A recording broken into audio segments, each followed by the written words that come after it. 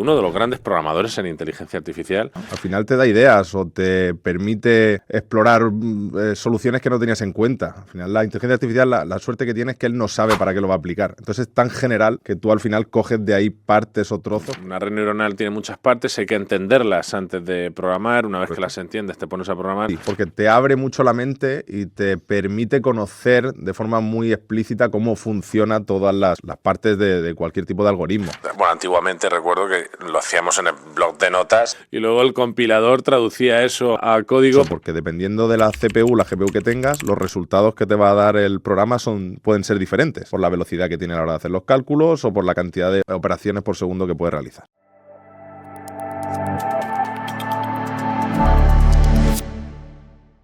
Bueno, aquí estamos de nuevo en el programa de inteligencia artificial dedicado a Radio UMH con Ciencia Artificial. Y de nuevo tenemos a Martín González, profesor del área de lenguajes y sistemas informáticos de la Universidad Miguel Hernández y uno de los grandes programadores en inteligencia artificial. Y ya ha sido del programa porque, bueno, pues es el que nos va informando y nos va explicando pues los pasos a dar cuando queremos aprender a programar dentro de lo que es la inteligencia artificial. Programar en sí pues no es difícil, sobre todo hoy en día, en el pasado sí que lo era, y programar es necesario, lo dicen los grandes expertos en inteligencia artificial, ¿verdad? Eso fue una conversación de la última vez que correcto, tuvimos, correcto. Por mucha inteligencia artificial que te genere código, hay que saber programar y saber lo que Luego estuvimos hablando entre micros y me decías que además de saber programar, porque no lo puede hacer toda la IA, te amuebla la cabeza.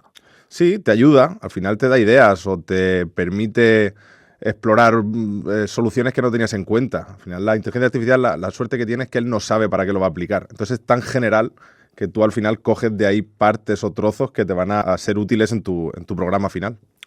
Pues que quede claro, hay que aprender a programar, hay que saber programar.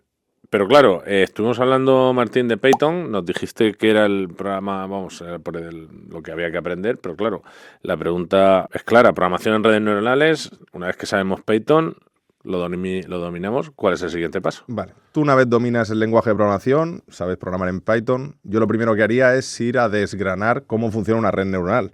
Es decir, todas las partes que tiene o por las que vas a tener que pasar para programarla o para hacerla funcionar.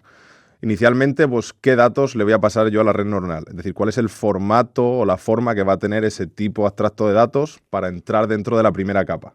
En segundo lugar, ¿cuáles son las etapas internas que tiene una red neuronal? Pues cómo hace los cálculos hacia adelante, cómo corrige los errores hacia atrás utilizando técnicas como el gradiente o técnicas matemáticas. Sobre todo, pues multiplicación en matemáticas, entramos ya más paralelismo para optimización de esas operaciones. Y por último, pues me basaría también en conocimientos estadísticos o matemáticos más explícitos. No nos vale cualquier dato que le metamos a la red, habrá que normalizarlo, que estandarizarlo, limpiar outliers. O sea, hay muchas técnicas que hay que saber, aparte de conocer, declarar una variable o crear una clase en Python. Claro, bueno, has dicho muchas cosas técnicas, porque fíjate, limpiar outliers, bueno, eso es quitar datos atípicos, es decir, limpiar los datos. Efectivamente. Es decir, dejar los datos para cocinados o precocinados. Vale. Sí, lo que has dicho, una red neuronal tiene muchas partes, hay que entenderlas antes de programar, una vez que las entiendes te pones a programar. Claro, el problema es que hacer un desarrollo de muchas de las herramientas que requieren el entrenamiento de redes neuronales, por ejemplo, programar las derivadas, programar el backpropagation, programar una serie de cosas, pues es complejo si lo tienes que hacer desde cero, pero seguramente se puede llamar a librerías. Yo aquí te quería preguntar, por librerías tan famosas como Keras o TensorFlow, ¿debemos de usarlas? ¿Debemos de aplicarlas? ¿Qué nos recomiendas? Debemos usarlas. Yo recomiendo usarlas, pero recomiendo empezar por aquellas que tengan menor nivel de abstracción. Es decir, aquí las librerías lo que nos van a permitir es que sea o más oculto el contenido que tenga programado o más libre para el programador. Entonces, yo, por ejemplo, empezaría por librerías sencillas, como puede ser scikit-learn o puede ser TensorFlow, que lo que nos permite es eso, un nivel abstracto de lo que nosotros vamos a programar o vamos a ver de forma interna. Solo vamos a tener que acceder a una interfaz. Le pasamos unos parámetros, cuánta cantidad de capas ocultas, cuánta cantidad de neuronas, qué optimizador va a utilizar para el backpropagation y nos olvidamos de cómo está hecho internamente. Ahora, cuando nosotros vayamos a desarrollar algo a nivel de investigación, por ejemplo, y queremos profundizar más en cómo una neurona pasa la información a otra o qué tipo de activación va a tener, ya tenemos que ir a librerías más específicas. Ahí pues podemos contar librerías como PyTorch o como Keras, que al final no es más... Aquí tengo que matizar, y mucha gente piensa que TensorFlow y Keras son cosas diferentes, pero TensorFlow es el backend, es decir, es la parte oculta donde se hacen los cálculos matemáticos, las operaciones con matrices, la optimización, y Keras es el API o la interfaz con la cual interactuar con TensorFlow. Ah, mira, fíjate, pues eso es novedad para mí porque yo lo situaba también como por capas, es decir, TensorFlow, fueron dos cosas. Un nivel y Keras como un nivel de abstracción superior. Y lo que lo has situado es como una API, es decir, una interfaz, y el otro lo que backend, que me ha hecho gracia porque es como si dijéramos los sitios oscuros de la programación, donde están los cálculos feos que nadie quiere ver. Exactamente. Pero bueno, tú los ves como uno llama al otro. Sí, es tal cual así. Además, tú puedes definir Keras que utilice otro backend. Hay otro tipo de entornos en los que se puede trabajar que ya están bastante en desuso y no tienen mucho soporte, como puede ser Theano. O hay uno de Microsoft, no recuerdo el nombre, CNKT, creo que son las siglas, a las que tú puedes decir que Keras trabaje con esos optimizadores o trabaje con esa forma de multiplicar matrices.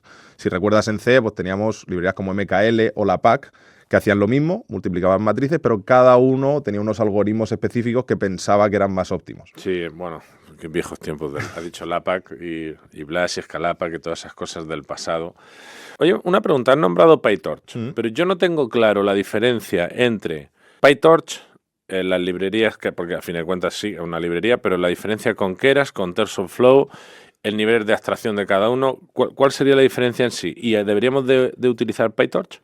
Yo mi recomendación es que sí, porque te abre mucho la mente y te permite conocer de forma muy explícita cómo funcionan todas las partes de cualquier tipo de algoritmo. Una de las principales características que tiene PyTorch es que tenemos que trabajar sí o sí con tensores. Keras los olvida. Nosotros le pasamos un conjunto de datos y él se encarga de modificarlo, manipularlo para que la red neuronal lo utilice de la mejor forma posible. En PyTorch ya estamos obligados a generar esos tensores con su multidimensionalidad, cómo generar la cantidad de datos o la forma que tienen normalizados o no normalizados. Y luego cada una de las capas tenemos que definirla tanto la forma como va a tener hacia adelante como hacia atrás.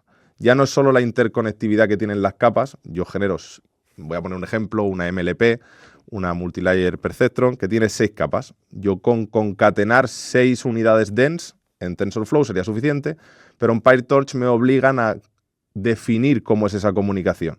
Sí. Es decir, entrar dentro de la parte matemática, cómo es esa multiplicación, cómo va a hacer el backpropagation, si quiere un gradiente, si quiere un Adam, etcétera, etcétera. Dense, ¿te refieres a denso? Sí. Vale, que bueno, deberíamos de explicarlo. Una red densa es al final con conectividad total. Efectivamente. Una capa hacia la siguiente. Y de hecho han nombrado tensores varias veces, que no te quiero cortar porque la explicación está muy bien, pero claro, para los mortales que no sabemos lo que es un tensor, ¿qué es un tensor, Martín? Vale, pues un tensor a nivel deep learning es una matriz multidimensional. Nosotros tenemos formas de representar los datos, escalares, vectoriales, matriciales, y lo que utiliza el deep learning es unas matrices multidimensionales. Vamos a imaginar una imagen, por ejemplo, separada en canales, RGB, cual al final tenemos 3 matrices o un cubo de datos que representa una misma imagen. Y eso es lo que necesita. O sea, la cantidad del volumen de datos que necesita el deep learning para trabajar o para generar soluciones válidas es muy alto y no nos vale con las herramientas que teníamos previamente. Vale, o sea que lo has dejado como resumidamente como una matriz o un vector que con más dimensiones. Con más dimensiones. Antes, fuera de micro, has nombrado Scikit-learn, que yo no lo conocía, pero me lo he apuntado para preguntarte, ¿eso qué es? Vale, Scikit-learn es una librería muy útil para el preprocesamiento de los datos. Ajá. Y sería como el paso previo a hacer todo el deep learning. Antes de hablar de redes neuronales y de todas estas técnicas, hablábamos de machine learning y de técnicas como el K-neighborhood, el random forest, árboles de decisión, ¿vale? Métodos de regresión o de clasificación. Pues esta librería lo que incluye son todas estas herramientas que nos valen para comprobar si realmente nosotros vamos a necesitar un análisis profundo, un deep learning, o es suficiente con quedarnos al nivel estadístico, con técnicas de regresión o de clasificación. O sea que verdaderamente no son herramientas para programar, sino herramientas para apoyar las decisiones que tomes a la hora de programar. Efectivamente.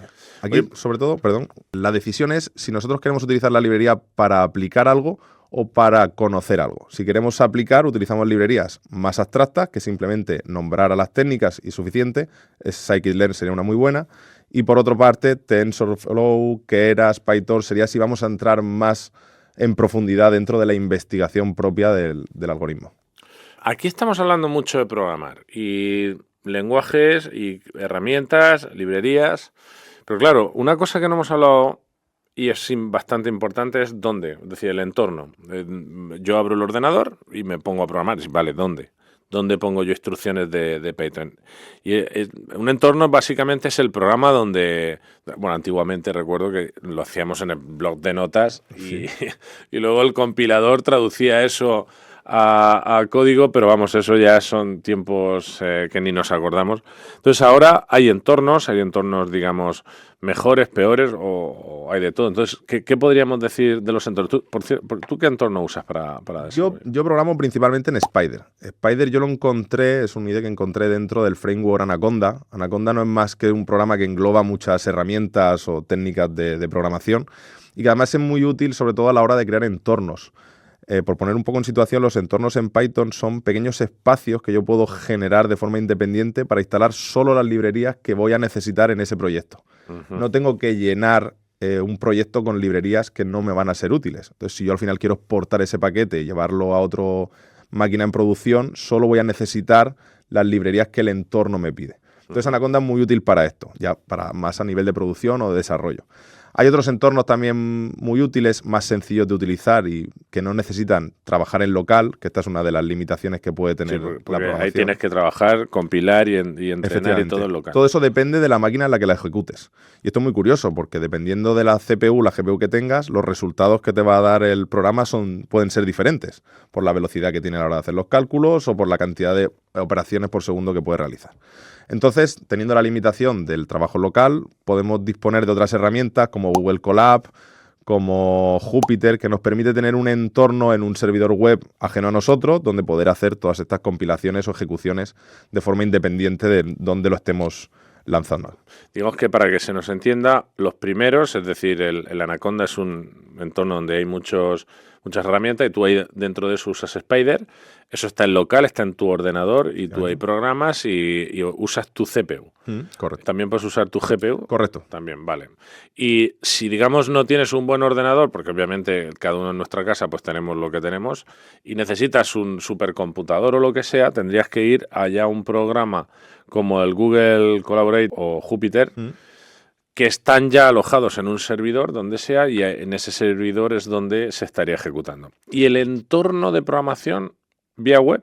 Vía web, sí. O sea, abres la web, abres el navegador, lo haces ahí y lo estás haciendo virtualmente. Correcto. En la otra Al final máquina. tú lo que recibes simplemente es la respuesta del servidor web con la visualización en el navegador del resultado que te esté dando. Claro, aquí hay una pregunta clarísima, porque uno es un software local, el otro es un navegador que hace de interfaz, sí, de un programa súper chulo, pero la interfaz es el navegador. Para depurar, que tengo que decir depurar, para aquellos que no lo sepan, es súper importante a los que desarrollan código porque hay errores que hay que encontrar. Cuanto más te ayude el entorno, pues más fácil de encontrar y no perder la vida entera buscando errores, que suele ocurrir. Entonces, para depurar un software, ¿hay diferencias? ¿Cuál sería mejor? ¿En local porque tienes un programa dedicado solo a eso o el otro porque usa el navegador? ¿Qué nos puedes decir? Yo lo haría siempre en local, el mítico debugger, ¿no? Este que estábamos hablando, es tener la posibilidad de añadir paradas del código para entrar más a fondo en una función específica, en una línea de código que nos está generando programas.